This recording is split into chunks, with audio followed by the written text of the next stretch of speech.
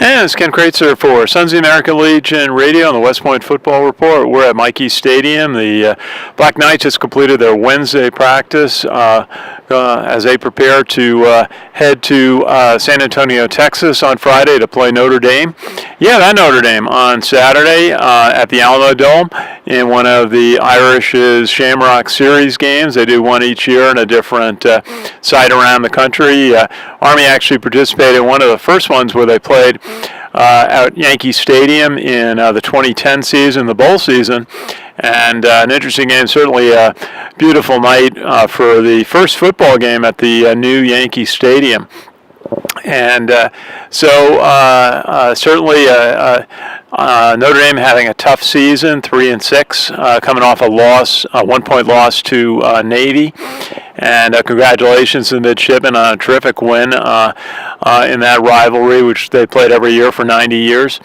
And Army will look forward to the opportunity. We talked to Coach Munkin on Tuesday, and he talked about the game being a terrific opportunity, a showcase, certainly good for recruiting, with many of the Black Knights coming from the Dallas or the Houston area. And certainly a fun game for them, a national television audience on NBC. So it's going to be quite an event. Challenge for Army, certainly when you think about Notre Dame, they're coming off a disappointing loss. They're going to want to try to rev up and make up for that loss to Navy last week. And when you look at their roster, it's a young team for Notre Dame, but very big. When you look at their offensive line on there, it's not even a 2-deep, it's a 3-deep for them. I counted 12 of 15 of their offensive linemen were 300 pounds or more, and a number of 320-pound guys. I actually was very fortunate to see Notre Dame play Alabama in the BCS championship game a few years ago. It's probably one of the few games where Notre Dame was facing a team that had bigger linemen as Alabama did that night. So certainly a challenge, certainly an opportunity for Army. They had a very disappointing game against Air Force on Saturday. Air Force was able to really bottle up the option for Army. And although Army had a couple of good pass plays, it was a terrific pass play from Ahmad Bradshaw to Edgar Poe. And a couple of other moments, largely Army really had one of their most disappointing offensive days of the year. Defense also, they gave up some big plays. That Jacoby Owens run for 59 yards, a couple of big pass plays we talked about after the game on Saturday with the team. Very tough to stop. Jalen Robinette for Air Force had a couple, I think he had 3 big catches over 100 yards. So, but the Army defense, what I really love to see, and where the defensive backs, one of the toughest positions in football. You're guarding against the run, you're guarding against the quick out play, and then you're guarding against being beat deep. And Army's been really blessed with Ryan England and Xavier Moss at the safeties, and then the 2 young cornerbacks, Marcus Hyatt and Elijah Riley, we talked to last week, doing a fine job, really bottling up, staying with their men, and really breaking up a lot of plays. And they're only going to get better for the Army defense. Of course, you got the 2 guys in the middle. We talk about Andrew Timp. I think he had 11 tackles on Saturday against Air Force, and Jeremy Timp, and Andrew King, of course, from Queens. Those 2 fine, as good, 2 linebackers as good as anybody we've seen here at West Point the last 7 or 8 years since we've been covering the team anyway.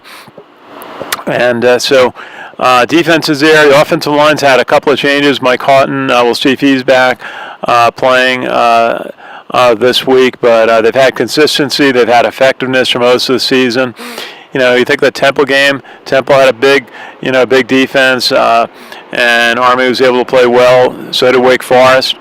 So it changes based on the style of play and some of the things that the opposition does. Certainly we saw Navy do what I think we saw Duke do, which is to really fill in the gaps. And the only way to break that, essentially the defense is putting 9 men up on the line of scrimmage, is to beat them deep. And we saw Army try that a few times, had a little bit of success. But it's tough to keep the you got to make those plays, and then when you miss a pass play, you're all of a sudden 2nd and 10, or 3rd and 8, and it can be tough. But should be an interesting game. So much history in the Army-Notre Dame series back to the 1940s during World War II. Some magnificent games at Yankee Stadium down in the Bronx when Army had 2 of its national championship seasons. The third was a tie for the national championship with Notre Dame. And I was saying to Cole Masick, we did talk with that. My uncle Warren Kraetzer came back from a little bit ahead of my dad, who was still in Italy, and he came back, got to back from the Battle of the Bulge. He had actually gone to West Point for a year, and then he left, and he joined my dad in the National Guard, and they commissioned at Fort Sill in October of '42. And he got back from Europe, from the victory in Europe, to be at Yankee Stadium for the Army-Notre Dame game. And just imagine the feeling for an Army officer, the thrill of victory in really one of the most iconic places in America, Yankee Stadium at that time. Still today, but really, Yankee Stadium was one of the premier places in sports in that era. And, and being at that game, he talked about a lot. I always like to tell a story of the time General Patton came into his camp while they were preparing, for the in the Battle of the Bulge. And General Patton's remarks are memorable 5 decades later.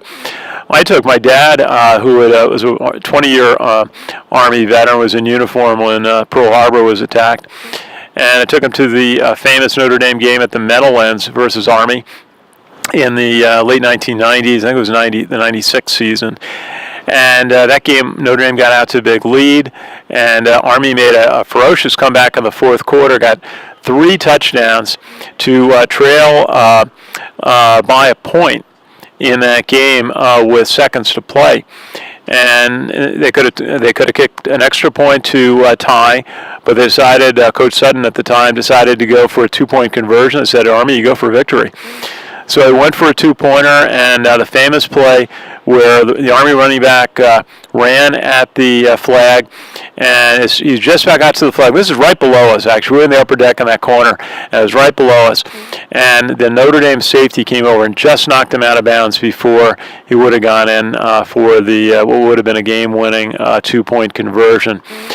And and again, I mentioned the Army-Notre Dame game at Yankee Stadium 5 years ago, the opening of Yankee Stadium for college football, sellout crowd. And Army got behind early in that game. And what I always remember, I talked to Steve Anderson about that game. That was Josh McNary was playing on defense for Army, Mike Gann, the very good nose tackle at the time. And they said, Steve said to his teammates out there, forget about the scoreboard, turn off the scoreboard. We're just going to play football the way we know how to play football at Army. And they played very well. I think they just gave up one score in the second half. And he felt good about himself and his team that they could play even with Notre Dame.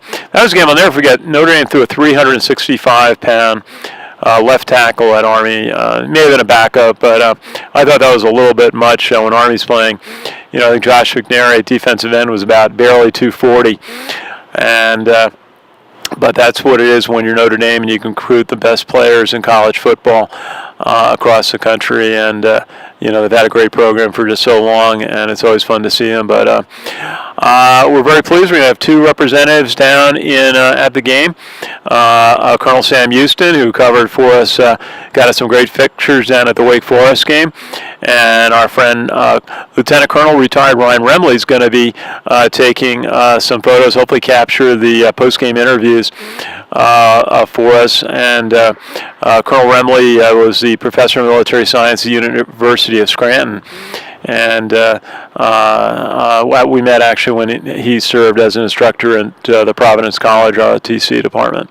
So it's a big day. It's a big stage, as they say. It's Notre Dame on national television on NBC. the Alamo Dome. There's going to be a big crowd there. Hopefully a lot of soldiers from Fort Hood and some of the other Army bases in the area will be over there.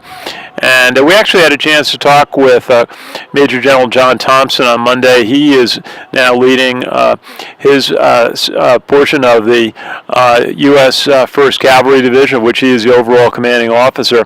He's over with quite a number of them in Afghanistan, leading the support for the Afghan Army and trying to claim the country back.